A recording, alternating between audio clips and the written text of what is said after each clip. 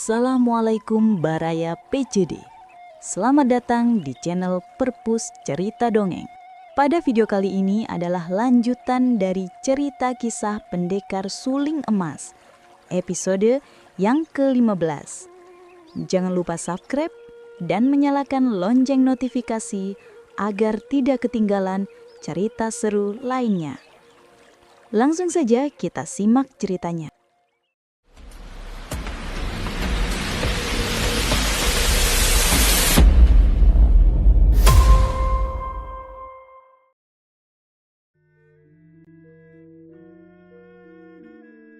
Dan selama pemerintahan tidak mendapat dukungan rakyat, saya yakin takkan berhasil dan lekas runtuhlah pemerintahan itu. Muka jenderal muda itu menjadi merah, bicaranya penuh semangat, dan wajahnya yang tampan gagah itu mengeluarkan wibawa seperti seekor harimau yang menakutkan. "Kam Goan Swe," kata nona kedua yang berpakaian kuning. "Bolehkah saya bertanya, Goan Swe ini sebetulnya mengabdi kepada siapakah? Dahulu, keluarga Goan Swe mengabdi kepada Kaisar Tang yang terakhir. Setelah Kaisar jatuh, Goan Swe mengabdi kepada siapa? Kalau Goan Swe tidak mengakui kekuasaan Raja Liang, apakah Goan Swe mengabdi kepada Gubernur Li?" Kam Siek kini berdiri dari bangkunya. Tubuhnya yang tinggi tegap itu seakan-akan makin besar. Ia mengepal tinjunya dan berkata, "Aku hanya mengabdi kepada tanah air dan bangsa. Siapa saja yang mengganggu rakyatku akan kulawan. Bangsa apa saja yang berani memasuki tanah airku akan kuhancurkan. Aku tidak mengabdi kepada Raja Liang dan terhadap Gubernur Li Koyung yang menjadi teman seperjuanganku dahulu. Dia tetap teman baik, asal saja dia tidak menyeleweng daripada jalan benar." Nona paling muda yang berbaju hijau mengedipkan matanya kepada kedua orang encinya, lalu bangkit berdiri menghampiri Kam Siek. Ia menuangkan arah dan menjura kepada jenderal muda itu sambil berkata, suaranya halus merdu penuh rayuan, Maaf Kam Goan Swe, harap maafkan kedua enciku yang seakan-akan lupa bahwa saat ini bukanlah saat untuk bicara tentang urusan negara yang berat-berat. Kasihan sekali, suasana menjadi begini panas, sebaliknya masakan menjadi dingin. Sudilah kau menerima secawan arak dariku sebagai cawan minta maaf." Ia melangkah maju. Tergopoh-gopoh Kam Siek balas menjura dan ia pun tersenyum. "Lihia benar, maaf, aku sampai lupa diri." Ia menerima cawan itu dan sekali tenggak habislah isinya. Si baju hijau tersenyum manis dan menuangkan arak lagi. "Untuk kedua kalinya, kuharap kau suka menerima secawan sebagai tanda persahabatan." Dengan sikap yang amat mesra, ia menyerahkan cawan dan dalam kesempatan ini, jari-jarinya yang halus menyentuh tangan Kam Siek. Pemuda itu kelihatan bingung dan kikuk, alisnya yang berbentuk golok dan hitam itu bergerak-gerak. Agaknya ia ragu-ragu bagaimana harus menghadapi wanita yang tiba-tiba berubah sikap ini. Cukup, katanya, dan merenggut cawan arak itu agar tidak terlalu lama tangannya terpegang jari-jari halus mungil. "Ah, Kam Goan Swe, masa tidak mau menerima penghormatanku?" Si baju hijau berkata manja dan berdiri makin mendekat sehingga sebagian tubuhnya merapat, dadanya sengaja menyentuh lengan kiri Kam Siek. Hampir saja pemuda ini meloncat pergi, akan tetapi sebagai tuan rumah, ia masih mempertahankan diri, hanya mengisar kaki menjauhi, lalu berkata, "Baiklah, kehormatan yang diberikan Li Hiap, ku terima." Ia minum lagi arak dari cawannya.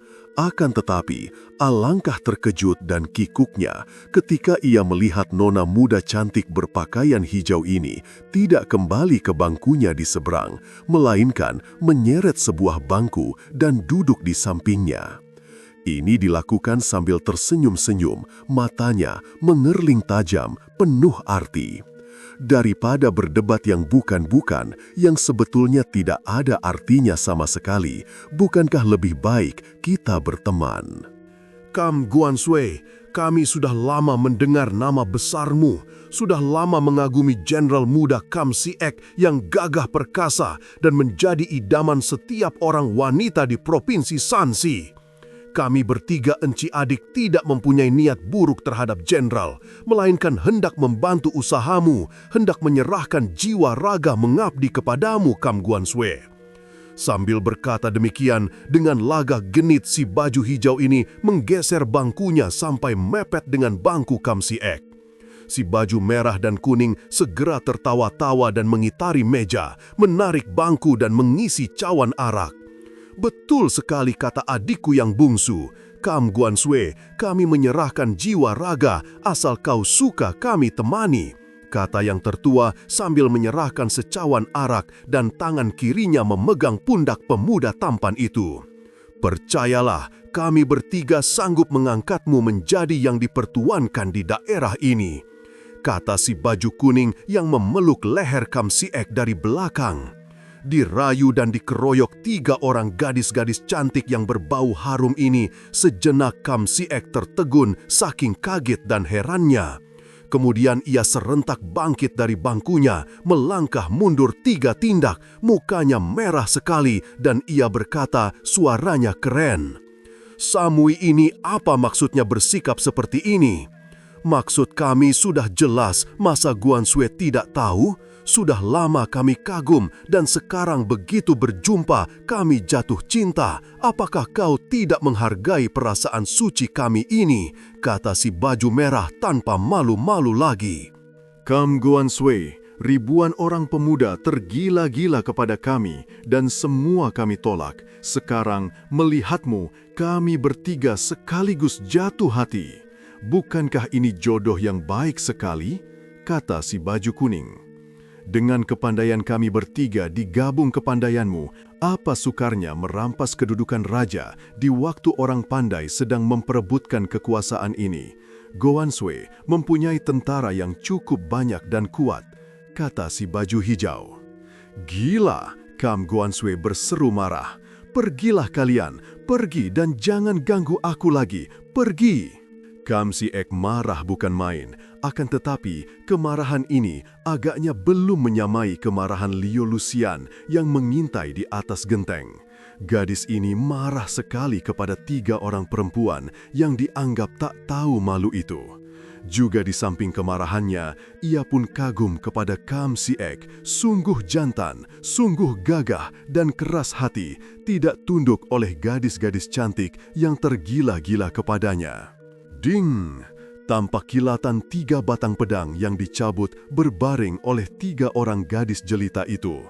Pilihan kami hanya 2. Kau menerima kerjasama dengan kami atau kau serahkan kepalamu untuk kami hadiahkan kepada Raja Muda Kerajaan Liang.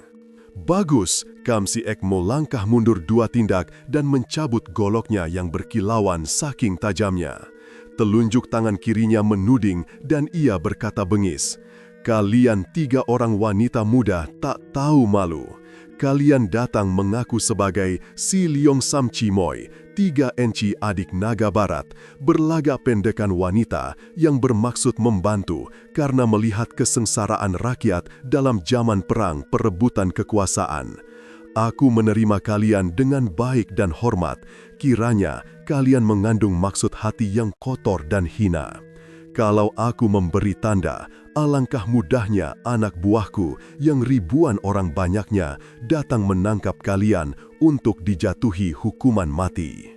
Akan tetapi, aku Kam Si-ek, seorang laki-laki sejati, tidak mengandalkan jumlah orang banyak. Majulah, dan sudah sepatutnya golokku mengakhiri riwayat kalian yang tersesat ke dalam jurang kenistaan." Manusia sombong, si baju merah meloncat dan bagaikan kilat menyambar pedangnya menusuk, berikut tubuhnya yang melayang ke depan, benar-benar seperti seekor naga menyambar. Hebat serangan ini, akan tetapi Kam Si Ek yang sudah siap dengan goloknya menangis keras. Terang! Wanita baju merah itu terpental ke samping, akan tetapi dengan gerakan indah ia membuat loncatan salto 2 kali. Adapun kedua orang adiknya juga sudah menerjang maju dengan loncatan-loncatan tinggi dan menyerang dengan pedang selagi tubuh mereka masih di udara. Kam Si Ek terkejut sekali.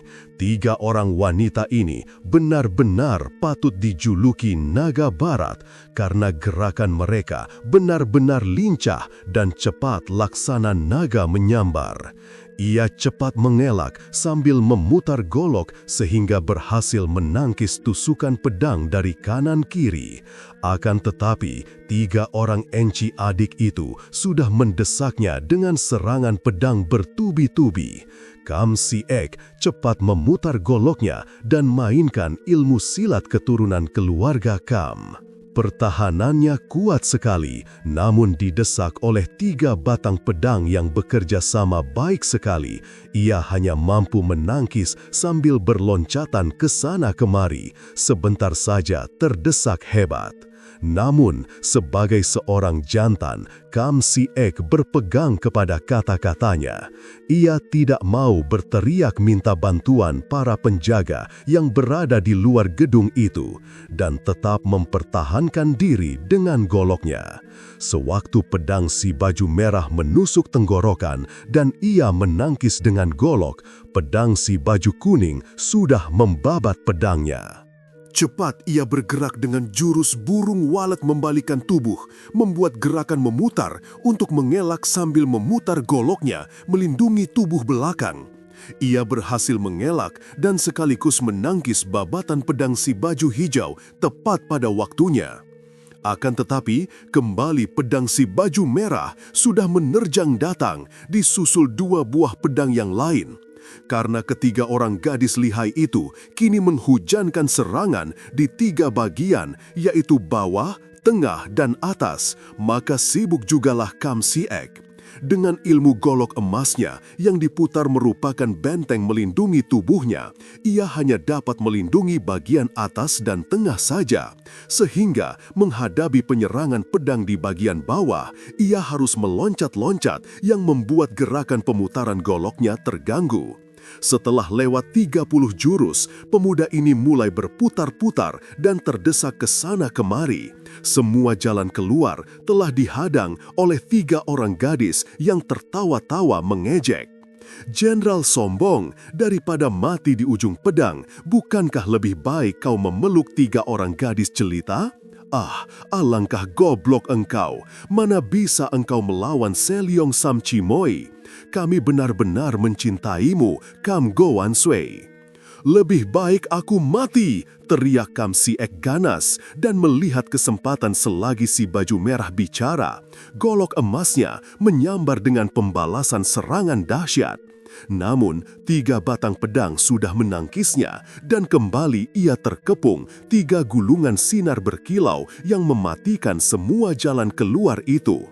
Liu Lucian yang menonton dari atas genteng segera mengetahui bahwa biarpun Kam Si Ek memiliki tenaga yang cukup kuat, namun di bidang ilmu silat agaknya belum dapat diandalkan benar, jauh di bawah tingkat 3 orang gadis itu. Kemarahannya memuncak dan kekagumannya terhadap Kam Si Ek juga memuncak. Ia segera mengambil jarum-jarum rahasianya dan 3 kali tangannya bergerak disertai pengerahan sinkang yang sepenuhnya. Senjata rahasia jarum ini adalah ajaran ayahnya. Penggunaannya amat sukar karena jarum-jarum itu kecil dan ringan sekali. Harus disambitkan dengan sinkang yang tertentu, baru dapat meluncur cepat melebihi anak panah. Dan sekali jarum-jarum ini meluncur, sama sekali tidak mendatangkan suara. Kalaupun ada, suara itu halus sekali, sukar ditangkap telinga. Hebat sekali kesudahannya. Terdengar jerit melengking dan 3 orang gadis itu seperti disambar petir. Si baju merah melepaskan pedangnya dan berputar-putar seperti mabok, disusul si baju kuning yang melemparkan pedang dan mencekik lehernya sendiri. Kemudian si baju hijau terjungkal dan melingkar-lingkar di atas lantai. 3 orang gadis itu berkelojotan di atas lantai dan beberapa menit kemudian tak bergerak lagi. Si baju merah kemasukan jarum tepat di ubun-ubunnya, si baju kuning terkena lehernya, dan si baju hijau terserang dadanya. Jarum-jarum itu mengandung racun kelabang yang gigitannya menewaskan seketika, maka bukan main hebatnya. Kam Si Ek berdiri dengan golot melintang di depan dada, matanya terbelalak lebar. Pada saat itu, berkelebat bayangan memasuki pintu dan muncullah seorang wanita berpakaian serba putih, wajahnya cantik dan terang, usianya sebaya dengan Kam Si Ek. Wanita ini memegang sebatang pedang dan tangan kirinya menjambak rambut 2 orang laki-laki berpakaian tentara. Lalu ia mendorong 2 orang itu sehingga terguling di atas lantai, terus berlutut di situ dengan tubuh menggigil. Sudah teh, siapa mereka ini? Bukankah ini Selyong Samcimoy yang menjadi tamu kita? Dan, mereka sudah tewas dan kau memegang golok. Apa yang terjadi, Sute? Kam Si Ek menggunakan tangan kirinya menggosok mata, lalu menyusut peluh di dahinya, menggeleng-geleng kepala. Bukan aku yang membunuh mereka, Suci, tapi mereka patut tewas. Mereka mempunyai niat busuk terhadap aku. Akan tetapi, agaknya ada orang pandai membantu dan membunuh mereka. Wanita itu membanting-banting kakinya. Celaka, mereka adalah tamu-tamu kita, mana patut tewas di sini. Kalau ada orang yang membunuh mereka secara bersembunyi, belum tentu berniat baik. Kita harus cari dia untuk mempertanggungjawabkan perbuatannya. Wanita baju putih itu meloncat keluar lagi. Nanti dulu, Suci, 2 orang ini ada apakah? Sialan benar. Dia dan 5 orang lain melakukan pemerasan kepada beberapa orang pengungsi, malah mengganggu wanita. Yang 5 kulukai, yang 2 ini pemimpinnya, kubawa ke sini untuk kau adili. Jahanam! Kam Si Ek menggerakkan kakinya, menendang, dan 2 orang yang sial itu terlempar, kepala mereka membentur tembok, pecah dan tewas seketika. Beginilah watak Kam Si Ek yang benci akan penyelewengan-penyelewengan. Akan tetapi, kakak seperguruannya, wanita baju putih itu, sudah meloncat pergi keluar untuk mencari pembunuh Si Leong Samcimoy. Kam Si Ek jumra cepat lari keluar setelah menyambar Gendewa dan anak panahnya. Dalam ilmu silat, boleh jadi dia kurang pandai. Akan tetapi, ilmu panahnya terkenal di seluruh Shanxi, di samping ilmunya mengatur siasat perang dan ilmu menunggang kuda. Ketika Kam Si Ek tiba di luar gedung, ia melihat para penjaga sudah ribut-ribut memandang ke atas. Ketika ia berdongak, ia melihat bahwa Sucinya telah bertanding pedang dengan hebatnya melawan seorang gadis yang gerakannya lincah sekali. Bulan malam itu menerangi jagat, akan tetapi dari bawah ia tidak dapat melihat siapa adanya gadis yang bertanding melawan enci seperguruannya itu. "Goblok!" terdengar wanita itu memaki, suaranya nyaring dan merdu, melengking menembus kesunyian malam. "Beginikah kalian membalas pertolongan orang? Kau harus menyerah, tak boleh sembarangan membunuh orang di tempat kami," jawab Sucinya dengan suaranya yang tegas. Pada saat itu, entah mengapa, tiba-tiba Sucinya kehilangan keseimbangan tubuhnya, terhuyung di atas genteng, dan sesosok bayangan yang bergerak seperti terbang telah menyambar tubuh wanita itu. Lucian kaget melihat lawannya wanita baju putih itu tiba-tiba menghentikan penyerangannya dan terhuyung. Kemudian ia lebih kaget lagi ketika tubuhnya tiba-tiba menjadi lemas dan tahu-tahu ia telah disambar orang dan dipanggul pergi. Ketika melihat bahwa yang mempanggulnya adalah Kue Seng, ia meronta-ronta namun tidak berhasil melepaskan diri.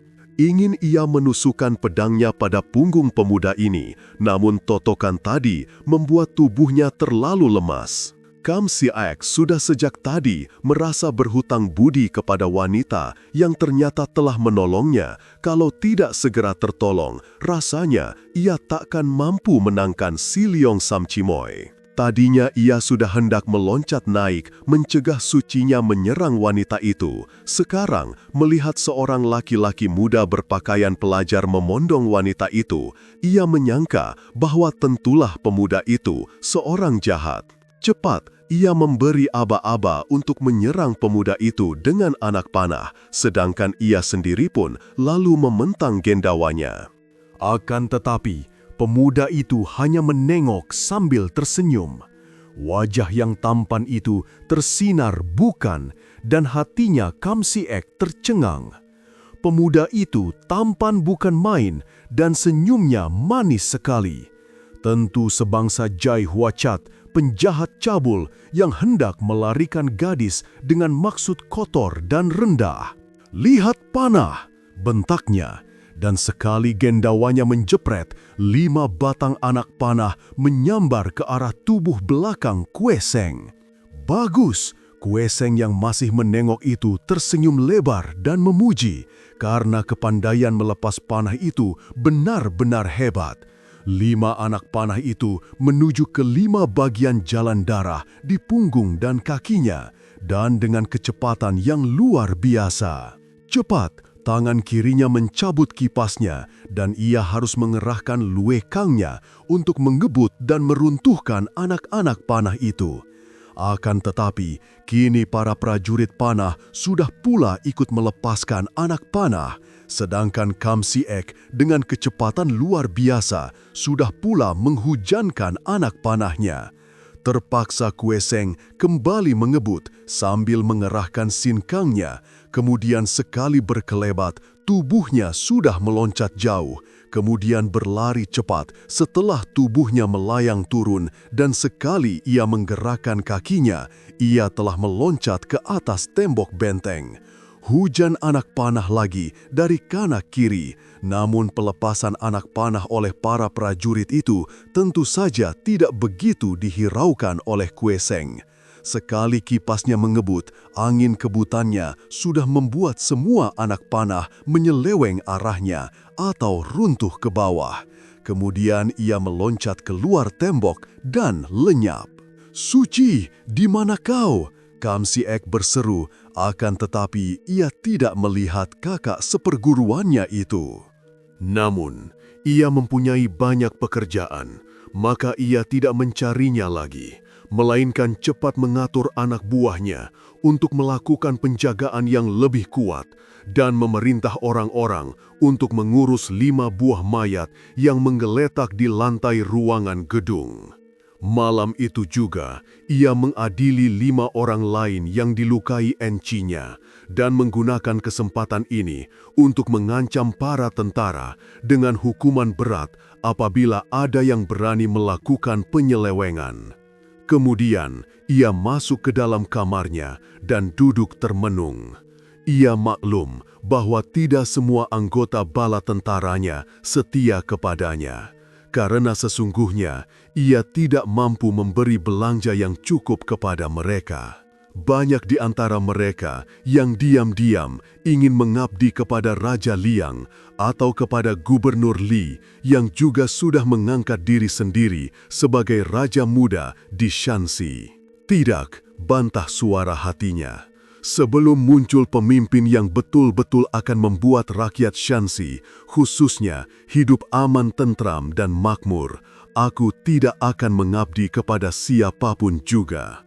Sementara itu, Lucian terus meronta-ronta, kedua kakinya digerak-gerakan, dan akhirnya Kue Seng menurunkannya di dalam hutan tempat mereka tadi beristirahat sambil membebaskan totokannya. Dengan pedang di depan dada, Lucian meloncat maju dan membentak, "Kue Seng, kali ini kau terlalu. Mengapa kau mengganggu urusanku? Apakah kau hendak pamer kepandaianmu? Xian Boy, aku hanya hendak mencegah kau menimbulkan keributan di tempat orang. Aku hanya bermaksud menolongmu.